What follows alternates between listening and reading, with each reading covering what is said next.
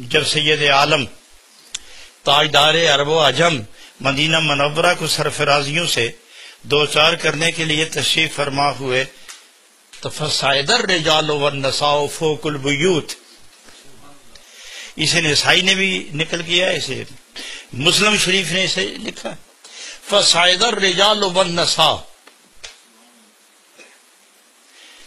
نہ جانے وہ کتنے ہوں گے، لیکن یہ لفظ بتاتا ہے کہ الرجال والنساء، شاید ہی کوئی گھر میں رہا ہو. یہ جو لفظ ہے نا الرجال والنساء، اس سے یہ مستنبط ہوتا ہے کہ شاید ہی کوئی گھر میں رہا ہو. تو یہی گمان ہو سکتا ہے کہ بچیاں رہی ہوں گی، لیکن بچیاں تو پہلے ہی دف لے کے آگے چلی گئی تھی.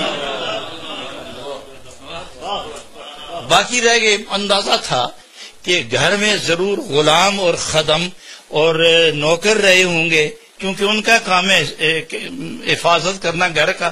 تو مسلم شریف یہ کہتی ہے نہیں، ایسا نہیں ہوا، ایسا نہیں ہوا. تفرق الغلمان والخدام فی الطرق، باقی سب یا رسول تو اس سے یہ معلوم ہوا کہ تین ہی تو طبقے تھے، ایک عمراء کا، ایک متوسط کا، ایک خادموں کا، ایک بزرگوں کا، اور ایک جوانوں کا، اور ایک چھوٹے بچوں کا.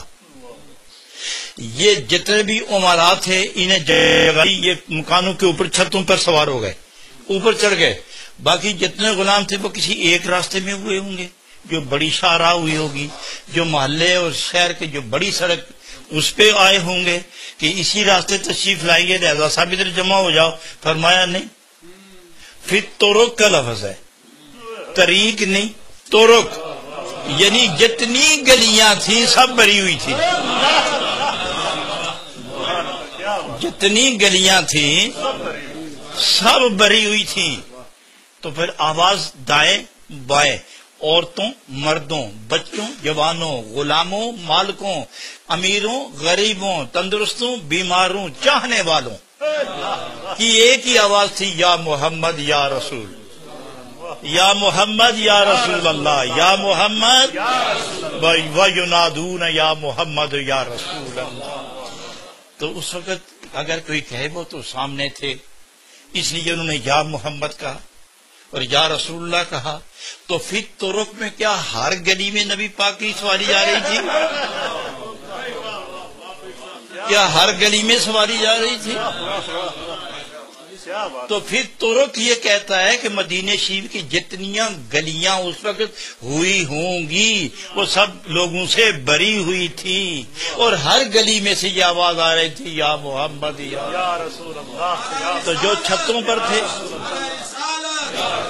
اور جو چھتوں پر سوار ہو گئے، چھتوں پر چڑھ گئے، وہاں براجمان ہوئے کیوں گئے تھے؟ وہ لوگوں کو دیکھنے گئے تھے. کیا ان کو پہلے اپنے غلام نظر نہیں آئے تھے؟ انہیں مدینہ شریف کی بستی کے لوگ یاد نہیں تھے؟ تو وہ جو چھتوں پر چڑھ گئے تو وہ کیا خاموش تماشا کر رہے تھے؟ نہیں، وہ یونادونا کے اس صیغے میں وہ بھی شامل ہے، وہ بھی پکار رہے تھے. تو جب وہ پکار رہے تھے تو کیا عورتیں چپ ہوئی ہوں گی؟ اگر وہ چپ ہی رہنا تھا تو چھتوں پر گئی کس لیے؟ اور پھر اگر وہ چپ ہی رہی ہوں گی تو جن کی بچیاں بول رہی ہیں تو ان کی مائیں کیسے نہ بولیں گی؟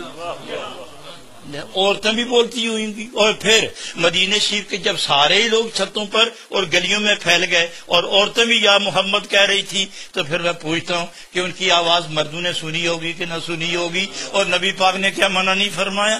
اگر اس وقت مرد عورت کی آواز سن کر عشق رسول کے سوا کچھ یاد نہیں آتا تو ظالموں آج تمہارے خیالات میں کیوں اختلاف آیا؟